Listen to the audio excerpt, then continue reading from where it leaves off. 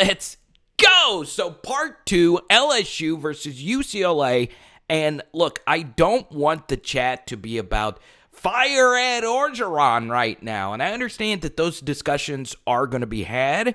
But for right now, we got to worry about salvaging this season, okay? So we're going to break down so many different things about today. One good thing I like about Max Johnson as a quarterback, we talked about it during his red zone film study, was he is a really good QB sneak quarterback, okay?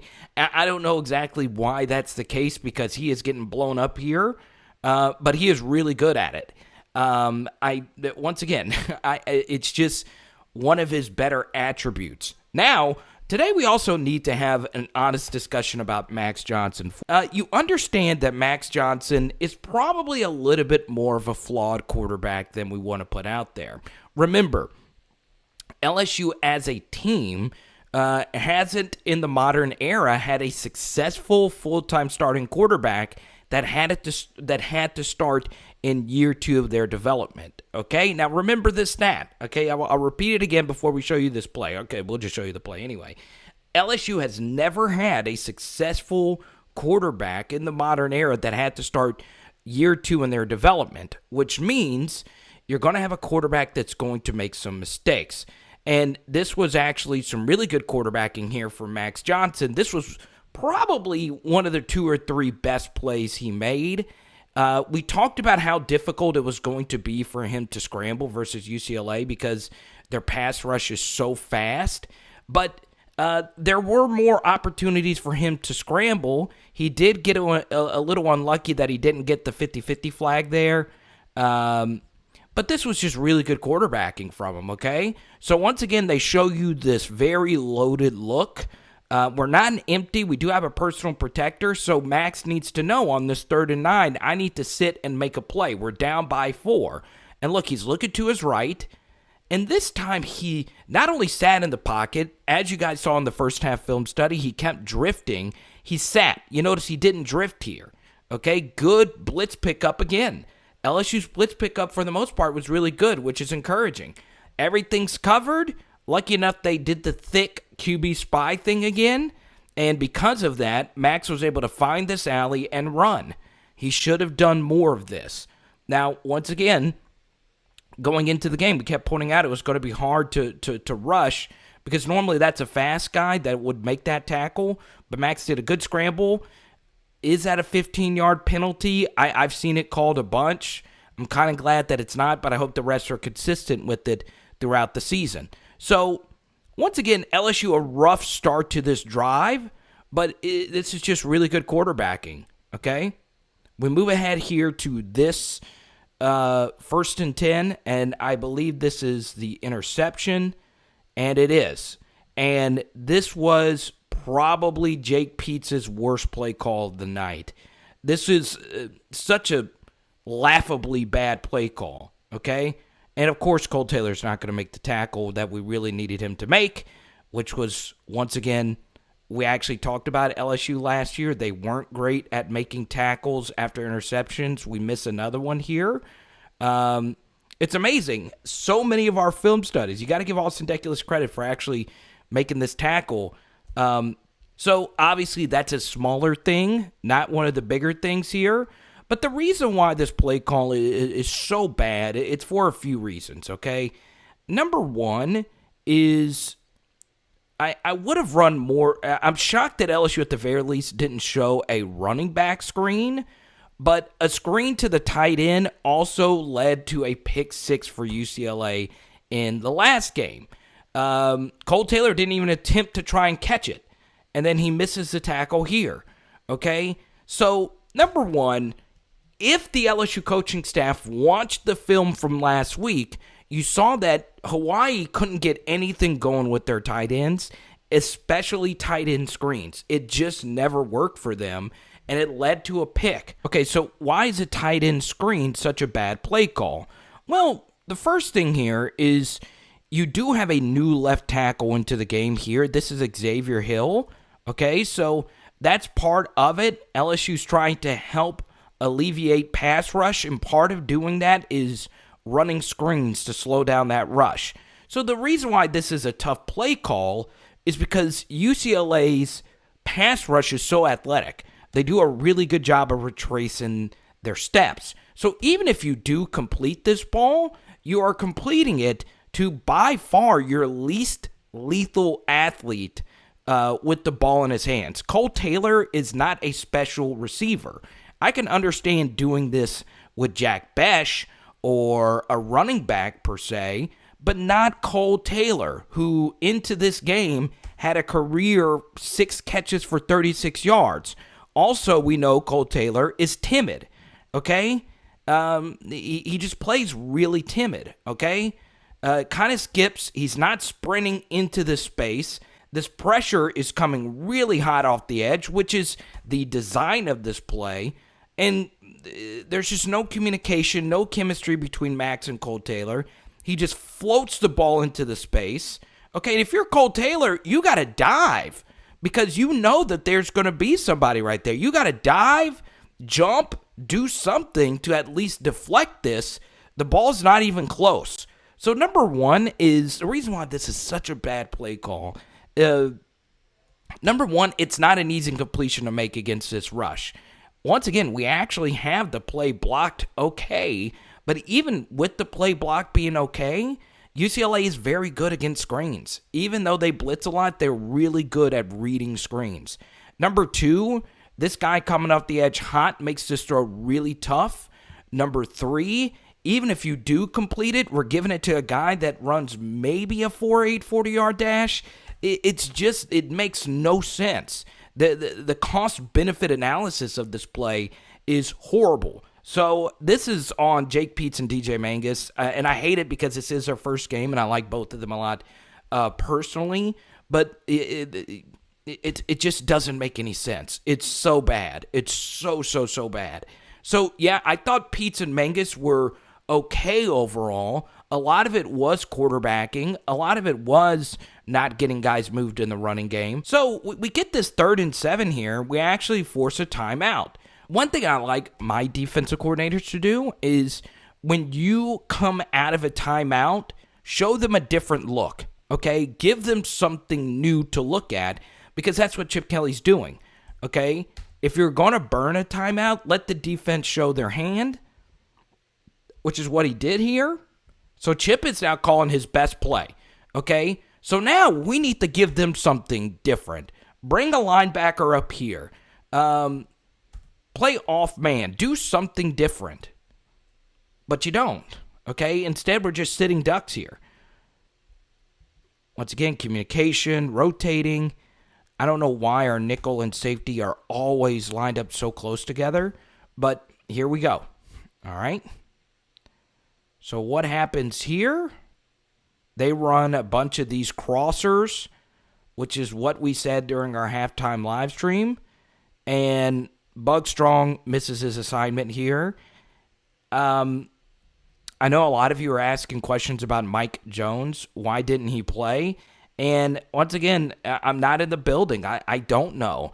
It would make sense, though, if UCLA is killing you in linebacker coverage that you just throw on the field your best passing coverage linebacker. Was he not studying the playbook before he ever got to LSU? I understand he wasn't there in the spring. But, I mean, he started in big games for Clemson. So, obviously, you know, they're running all these routes, these rubs. And, essentially, this looks bad. It looks like we're going to have this covered easy. We're playing man coverage across the way, and I think we just get caught up. Bugg Strong, I mean, you have to know that you've got to pick up this crosser. You just do. Once again, I don't know the defensive scheme calls. This is where it gets interesting. Are they in zone? Are they in man? It looks like they're in man since Sting is running with them. So if that's the case, you've got to run with this crosser. You've got to run with this crosser. You have to pre-snap know that at some point someone is going to peel off here. Maybe Bugg Strong thought he was going to take off and run, and he's looking at the quarterback instead of his man. I don't know. This is just not good scheme, football IQ from the players. It's just bad, okay? We're not getting any rush here. The one thing I did not understand So it's 3rd and long. There's got to be an analyst or someone out there to say, look, we've got to start stopping these crossers here, okay? Also, we praised him a bunch in the first half film study. He was even included in our title, okay? We did get the pass rush matchup we wanted here, too. We got Mason Smith against their backup center who started, and this was just really good stuff right here, okay? B.J. Ojulari just wasn't effective in this game. A little bit of a disappointment. Ojulari had a lot of hype coming into this year. I think LSU needs to figure out, I like this pass rushing alignment. I also like BJ coming out of a 2-point stance. He made a really clutch pass rush against Florida coming out of a 2-point against the left tackle, and he just gets dominated here. Okay, I don't know what he's doing here. Not the best pass rush move. He just goes right into him. Okay, you're a speed rusher. We've done a ton of film studies on BJ, and I understand Andre Carter is here. He's teaching these guys some new techniques, but no swims, no rips, just locks into this guy. We need BJ to fire off, do what he does best, bend the edge, give him an up and under, do something. Maybe the fact that this is a mobile quarterback and he has contained responsibilities is getting into his head here. We've done that, but he just launches into him. And I understand you don't want to give up a scramble. You want to make him throw. You got to keep the pass rush lane integrity. Okay, I totally get it. It just doesn't make any sense here, especially with BJ. Look at this. This is not what we want. We want you attacking half a man. We want you swimming, ripping, do something. And we're just holding. And maybe that was the call here. Just don't let him scramble. Keep your lane technique. We are running man coverage underneath here. So you don't want to give up a scramble here. You want to have good lane integrity. I get it. It's just you got to be a little more aggressive there. It's just too easy of a pocket, too easy of a throw. Not a great call. You're coming out of a timeout, and you got to show Chip something different. These offensive coordinators are just too good. So it's just bad overall, really bad. And a lot of that is Orgeron. A lot of that is the coordinators. I mean, really, all 3 levels of the defense right there, it was just bad. So now we're down 11, and it's a little bit of panic time here. Okay. We had to settle for a field goal early, and it's just not looking good right now. Also, LSU last year gave up a touchdown or a field goal on 7 of their 10 opposing opening drives. And early in the third quarter is where LSU has been really bad under Orgeron. And once again, we did a whole video predicting this. This was just there all night, okay? If they're going to blitz, just hit underneath all night. It should have just been pitch and catch all night. I don't know why that couldn't have been more consistent. Some of that is quarterbacking. Max did miss Trey on a wide open touchdown on these blitzes. It just should have been the case all night. Okay? I am a little shocked when you're down by 11, running game's not going. This would be the time to play Jack Besh. Okay? Especially if we're not getting anything in the running game and Cole's not giving you anything as a blocker. Get Besh out there, give you the better opportunity. Good job by Trey, finally doing something with the ball after the catch. Okay? Getting upfield, getting the yards that he can. Took a hard hit. Good stuff, Trey. Decent game overall for Trey. 6 yards per catch isn't that great, but a lot of it were those underneaths, and that time he was able to make a play. So now it's 1st and 10. I think this is going to be your touchdown. Got a little lucky on this with the official screening. Kayshon here. Good route combinations here from Jake. Look at this. So if they're blitzing like this and you're running these outs, it leaves the middle of the field wide open. Good stuff. Once again, the offensive line's blitz pickup was really good. It was really good. Good stuff by Josh, feeling out that this guy was coming unblocked. Notice how he reads this right here. And we're going to get an end zone camera in a second.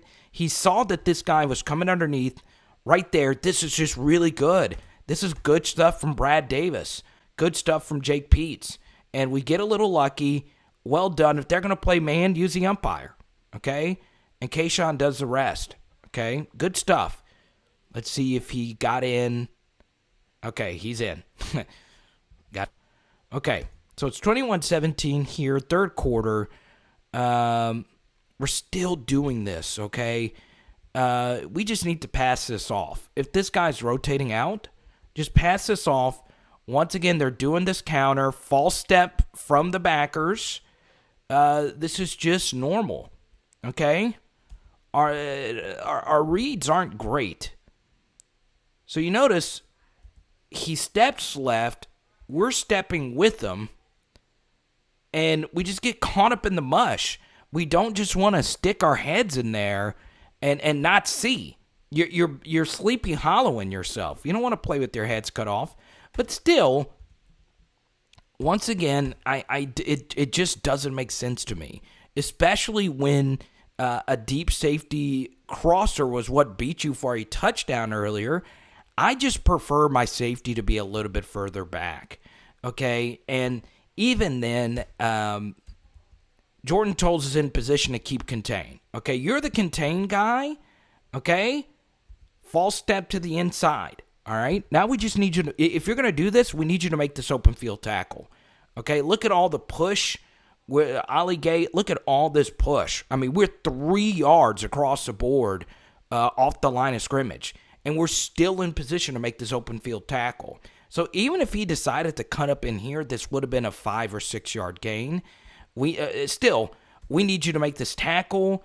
Gets a little too tight here, and we're not even really close to making this tackle. So the lack of adjustments are still baffling to me. And once again, I go back to safety depth. I just feel you're a better football player coming downhill to make this play instead of being flat-footed here. It's leverage. But, once again, I'm not a defensive coordinator. Good job of Major Burns making this tackle, but, it's just bad. Let's move ahead here. 1st and 10. Play action after the zone. Okay? Middle of the field wide open. All right? Once again, safety depth. Look at how flat we are. Okay, notice UCLA's defense has layers to it. Okay, there's always going to be deep safeties and whatnot. When you're flat like this, it's easy to read pre-snap. You understand? There's no confusion. DTR knows what he's going to do with the football before the snap even begins. Okay, we want to, at the very least, make him work.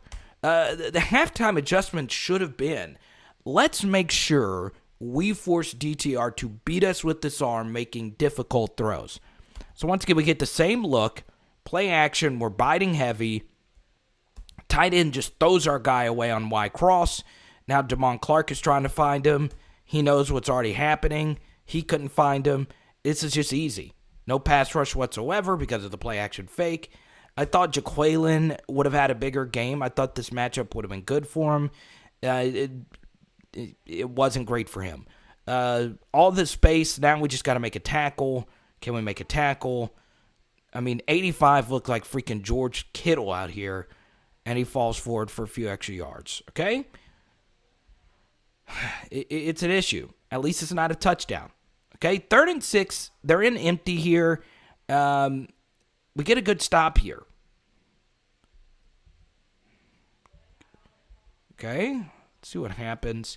Now we have Andre Anthony right here. And now they're running these crossers. And you see we were ready for it this time. Okay? Let's see what happens here. Good coverage across the way. I don't have the all 22. So this was a good adjustment here from Durante. On these shallow crossers, pass it off. Don't just sprint with guys all across the field. This is just better coverage all around. This is how trust our guys on the outside, and I'm shocked he just didn't make this throw here and force Cordell Flott to make a tackle. Cordell had a good game. This was a more favorable matchup for him. And actually, was this good coverage? Could he have thrown it here and he'd do something with it? I don't know. This isn't good quarterbacking from DTR. He had a few throws there, and now he's running for the first down. And good job by Damon Clark stopping and making this open field tackle. Good stuff. And I like this from Blake Baker. Get right in his face and show him some love. Good stuff. Good coaching. Gotta love it. Okay? One thing that's interesting is, let me see. Was Durante in the booth or was he on the sideline? I honestly don't know. Field goal attempt here on 4th and 2. This is a win. I honestly think Chip should have gone for it here. But you kick the field goal. This is a win for us. It remains a one-possession game. Okay? Good stuff. We want them kicking the field goal. All right? 2nd and 5. See what happens here. Wide receiver rotation's a little tighter now. We have Brian Thomas Jr., Kayshon, and Trey. I would prefer Trey be Jere Jenkins. That's fine, though. I'm cool with this wide receiver rotation. So let's see what happens here. Handoff. Good job, Kole. Good job, Kole. Good job, Kole. There we go. So this is what I thought LSU would have been able to do. Okay? You're getting a super light box here. 1, 2, 3, 4, 5, 6-ish. Okay? We should be able to run against this. Chasen Hines had a good game. Look at this. That's good stuff, Chasen Hines. He had a horrible year last year, but he had a really good game. Pad level's low. Look at how he jacks this guy up. Kole Taylor, this is better. Okay? Look at that. Let's see. Deculus, not bad. That's not bad. Make him run upfield, run underneath it. Could TDP have done more with this against this backer in the hole? We got to make this guy miss to bust this. Kind of just runs right into him. That's fine. He runs through the tackle. This is good. This should have been there. We'll take these yards all day. Good job. Chasen Hines had a better game. He probably heard all the criticism on this channel. I love it, man. I love seeing guys that do the right things and bounce back and have good games. Part of it, Bradford started and, they rotated in and out. So it could just be that he was fresher. I thought he did get a little fatigued at times, but it's a good bounce back there for Chasen Hines. I thought Brad Davis actually coached a good game, and it's because of stuff like this. Look at this pass protection.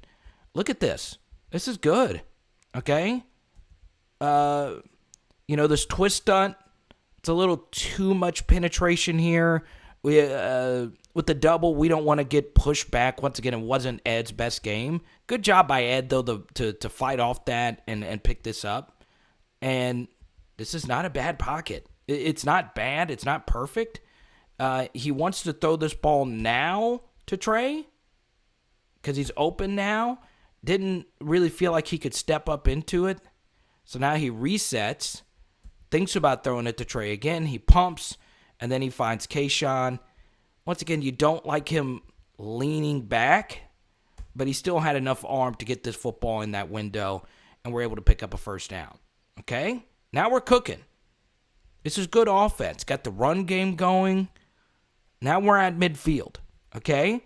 Now, if you're Ed Orgeron, you have to start thinking about 4-down territory here. So this is a 2-down situation. Okay? Play clock's down to 3. They're crowding the line of scrimmage. No shock. All right.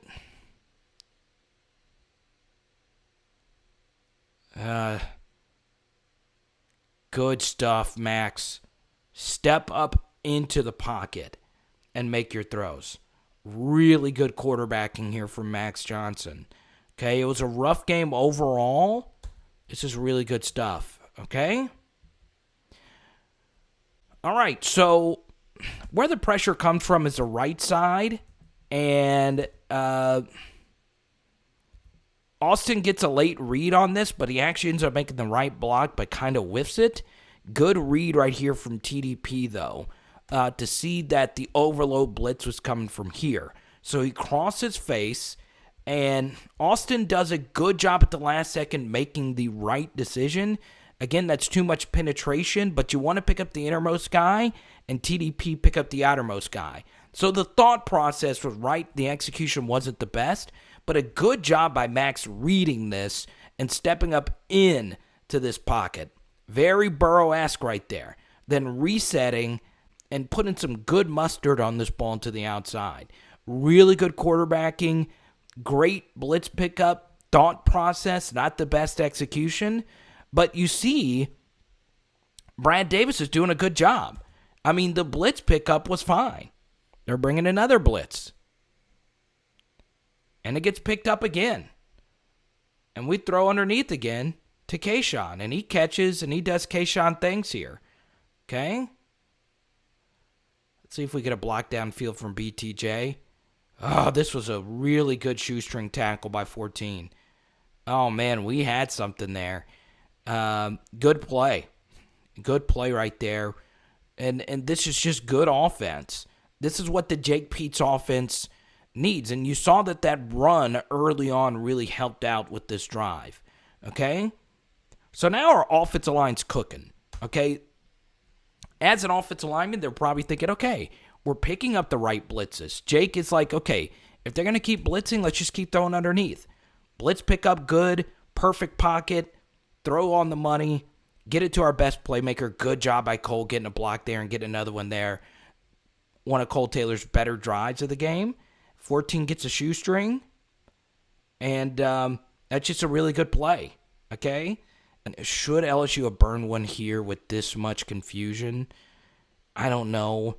I would say no if you could get the playoff in time. It just seemed like LSU was never really ready for this. So Max gets the snap here, and I do believe... Oh, man, it was there. It was there. Okay. So, this is on Max again. So, this is what you have to do pre-snap, okay?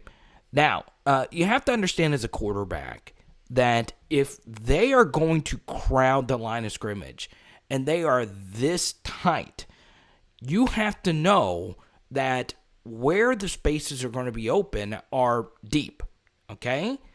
If they're going to sell out here, go for the kill shot.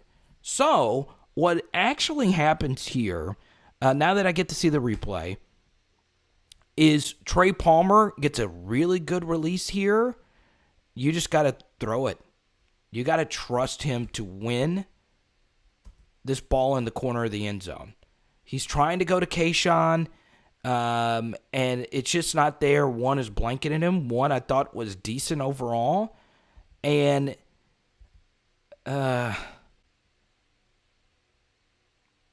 now we're doing this.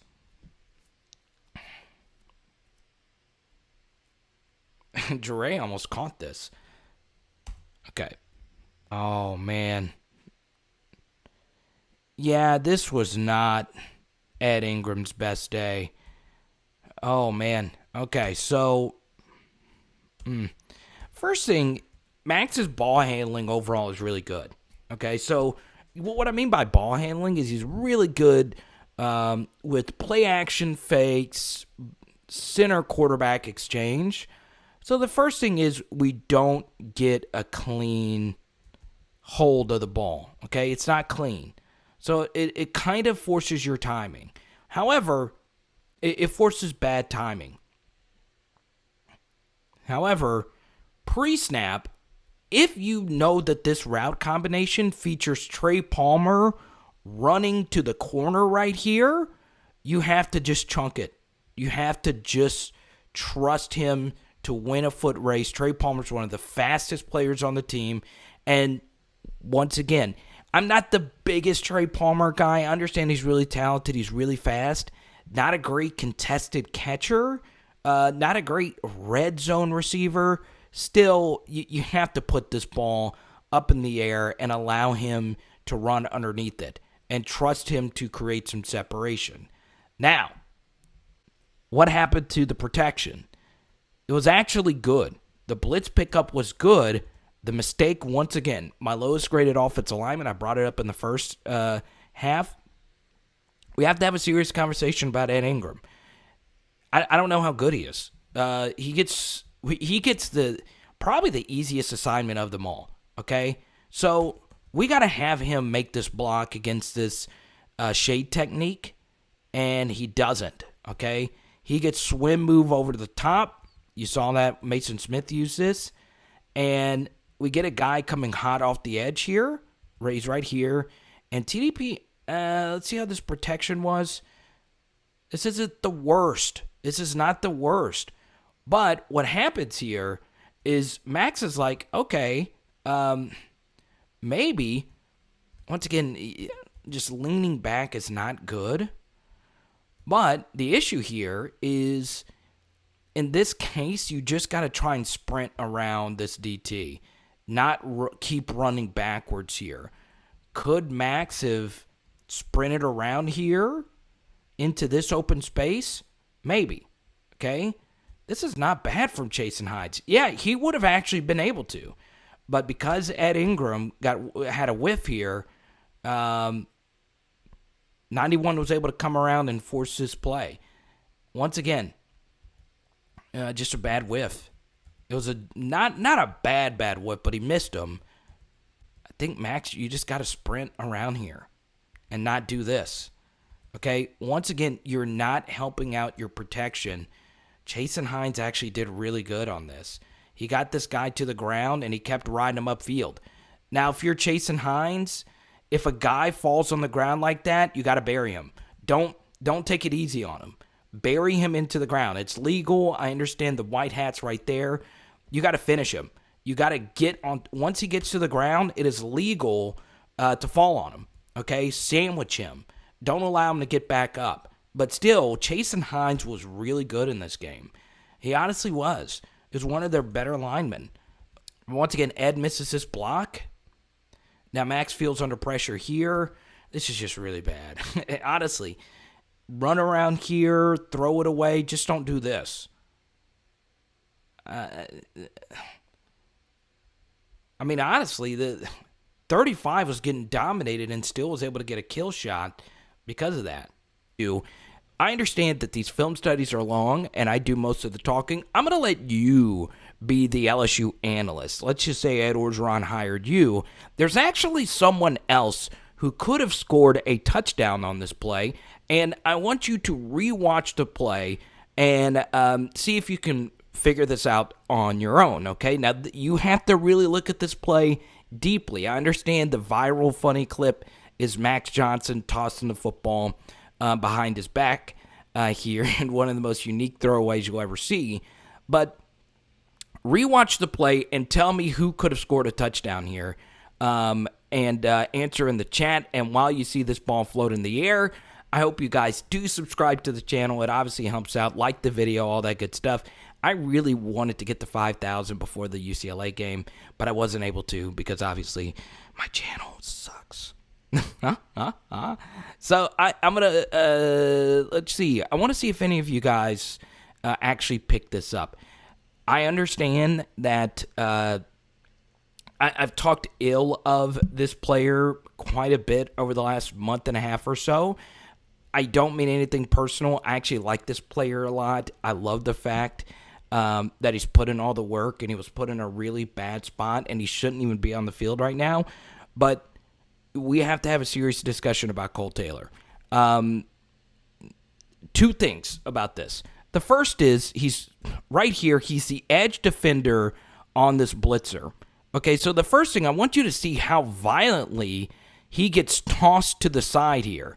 Okay, number one, he's very timid, a little soft, and he just gets tossed around way too easy. So when you see that a lot, and I saw it a lot in the Florida tape and the Ole Miss tape, that lets you know that the game is too fast for him, and he's not strong enough, and he's not physically ready enough to play at this level, okay? I've always said that he was a year 3 guy, and he was walking into a good situation where he was going to play behind Eric Gilbert, but this just happens too much. The game is moving too fast, okay? So that was the first mistake here. He is out of the play, and now TDP is dealt with. Number 24 is a really good player. But now, you got to use football IQ, and you've got to we've got to question the entire LSU coaching staff, because this is why we did Championship Week on the channel. We talked about the very little things you have to do. It's stuff that it's hard to practice, but you really have to teach your guys situational awareness, okay? So, Kole Taylor, just because you are blocking on the play doesn't mean you cannot be an eligible receiver, okay? So, on this play, guess what happens? When you're right here, you can no longer block. Obviously, if you do, you would be blocking the back or holding. If you were to run back and help block. So, if this happens, break off and run a route. Break off. Wave your arms in the air. Let Max know you're open. But now he's just looking. And look what actually happens. I think the reason why Max ended up doing this, because he thought at least one or two of these guys would have broken off into this wide open space.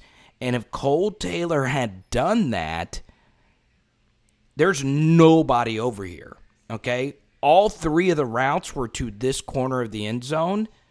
If that would have happened, Max could have just floated this ball in the air with his left hand, and it would have been a walk-in touchdown.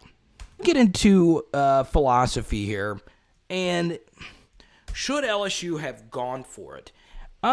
Obviously, it depends on which 4th down bot you want to look at as far as the decision to actually kick this field goal here. I would say go for it. I do. Because if you kick the field goal here, you're still down by a touchdown. You're still down by a full possession. Okay? And your defense is not having an absolute great game. So, at this point, you should probably consider kicking the field goal. However, all right, as much as I hate Ed Orgeron's conservative mindset when it comes to going for it on 4th down, a chaotic play just happened. Max Johnson was clearly rattled. He just tried one of the craziest, funniest pass completions you'll ever see. Maybe that factors into what you're doing. So kicking the field goal is not the absolute worst thing here. Still, I probably would go for it there. Understanding that you're still down by a touchdown in this scenario. And the crazy thing about it was LSU was in a near exact scenario last year against Ole Miss, and they went for it, and they scored a touchdown. I think you got to be aggressive there. But that's not here nor there. Same thing here. We're starting to get brutally beaten. Get away with the hold there. It was a good job by Jaquelin resetting. And once again, we just can't get this guy down. Look at all the surge. They're just blowing our guys up. Good job by Roy, though, to fight back, reset. Yeah, it's a hold. It's a hold. It's a miss. You got to get that call, man. You got to get that call because that stuffs them. That's a bad holding miss right there. And I'm a guy that says let holding go, and this is a former defensive lineman speaking. So let it go most of the time because there is holding on every play, but that's a game-changing hold right there. So, yeah, they missed some holding calls. Good job by Roy to continue to hustle. That was a bad miss, though. So, boom, that's it, baby. The third quarter, and tomorrow We'll have a fourth quarter film study. And look, at least LSU has the third quarter break to figure out how to stop this counter, right, for the early fourth quarter, right? You would think that the LSU coaching staff will figure this out to not let this happen again, right? But, of course, it's not going to happen in the fourth quarter. They're not going to be able to run that counter on us. Well, that's why you got to tune in tomorrow, because we're going to show you one of the worst run defense plays. In fact, you might even see it now.